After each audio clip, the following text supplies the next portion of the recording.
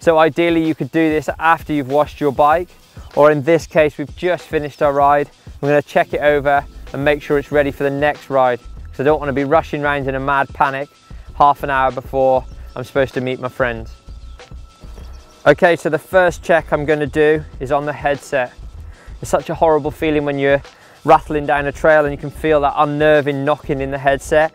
So just make it routine that you check it. What I'm going to do is just hold the front brake, put my fingers just around the headset here, and I'm pushing the front brake and just trying to feel for any movement in there. If you have movement there, then you know that the headset's loose. It's just a matter of undoing the 2 stem bolts here, one on each side, and then tightening down the center cap of your headset. You might feel a little bit of movement within the brake pads just as they move around in the caliper. Okay, so our second really important check is axles on your wheels, obviously rear and front. They can get knocked, which might cause them to come loose, and the last thing you want is a wheel falling out. So this one here is just a threaded axle, so I'm going to tighten it up there and be sure that you put it in a nice safe place where you're happy with it. That also applies to a quick release, where you can fold it away so it's nice and tidy and it's not going to get knocked and come loose. Obviously it's a similar system that you get on a lot of forks, but also there's a pinch bolt system as well, which needs an Allen key to tighten up. Right, so the third maintenance check we're going to do is the suspension. Obviously some of you will be riding a hardtail. In this case we have the rear suspension to check as well. So firstly I'll start with a fork. Just going to cycle it through there, make sure that the damping's working how I want it. Also looking for no excess oil here on the stanchions. That could mean that you've blown the seals and they will need replacing and servicing. Also, similar to the way we check the headset, just put your finger on the top of the seal there and rock the fork back and forwards, exactly the same as you do with the headset. And what you're looking for is if there's any play in the stanchions, this could mean that the bushings have gone, they'll need replacing, and you should get that done really soon. Moving to the rear here now, checking firstly the DU bushing. The DU bushing is a small bushing inside the shock, mounting here and here. They tend to wear out and there'll be a little bit of play in this pivot mount there, or possibly in this mount here. So what you want to do is just put your fingers either side of it and just lift the bike up slowly. If you can feel any play in there, then the DU bushing needs replacing. It's really cheap and worth doing because it can damage the shock itself if they're left loose for too long. Same as the front, we're just going to sort of cycle the suspension through there, make sure that your damping's working nicely, it feels nice and smooth, and also similar to the front, checking that there's no excess oil here on the shaft of the shock, which means it might be blown and therefore needs servicing. Okay, so moving on, we're going to look at, is your gears indexing correctly? What I mean by this is running through the gears from your hardest gear right up to your easiest gear here. Want to make sure that they're moving nice and smoothly, especially on the way down.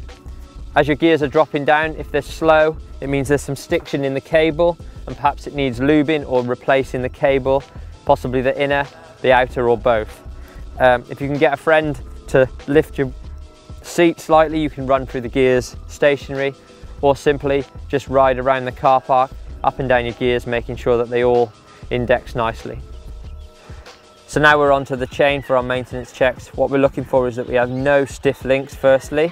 So just going to cycle the chain through, making sure that there isn't any stiff links.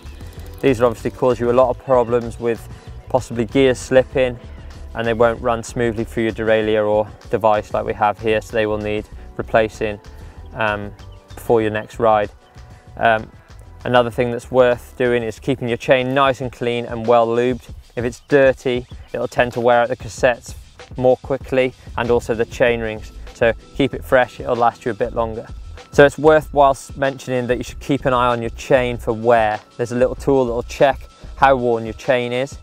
If you change your chain regularly, the chances are you will not have to buy a new cassette and a new chain ring if you stay on top of it. So keep an eye on that. So next we're moving on to tyre pressure and tyres. Fairly straightforward. If you're old-fashioned, the old thumb check, just to see you've got enough pressure in that tyre, or like me, I like to use a track pump that I trust the gauge, and then obviously there's pressure gauges that are specific for that job. While you're doing that, it's also worth checking, just looking over the tyre. Perhaps you might have a slice in there or damage to the sidewall. They could let you down on a ride, so just be aware, check them over and know that your tyres are in the best condition for your next ride. Right, so once you've done your tyre pressure, you can move on to spoke tension.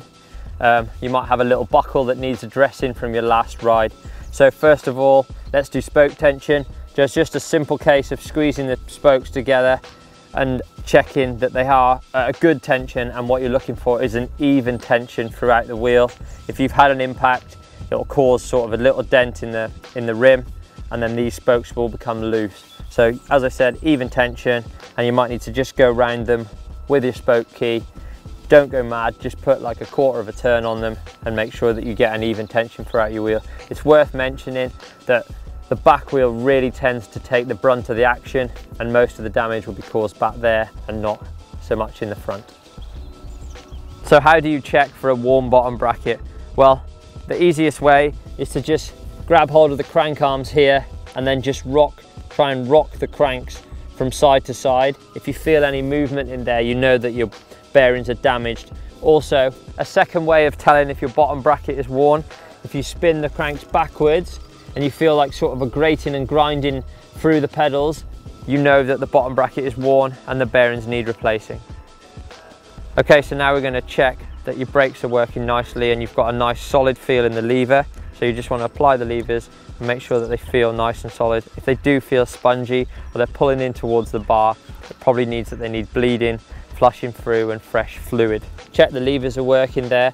Now we're going to move down here to the pads. Firstly, just by eye, just have a look and make sure you've got plenty of meat left on your pads, especially if you ride in bad weather. Pads can wear out really quickly, so it's worth keeping an eye on so you don't damage your rotor. Now onto the rotors. Just going to spin the wheel and make sure that that rotor is centered in the caliper and flowing through the caliper without grazing the disc. A rubbing disc is going to be a bit of a drag to lug around the trail, so you want those so they spin nice and easily. Okay, so our final maintenance check is just a simple nut and bolt check. Get yourself a set of Allen keys or torque keys, as some bikes have. What I would say, my piece of advice, is start up the top here with the controls and then slowly work from the top, front to back, so you don't miss any.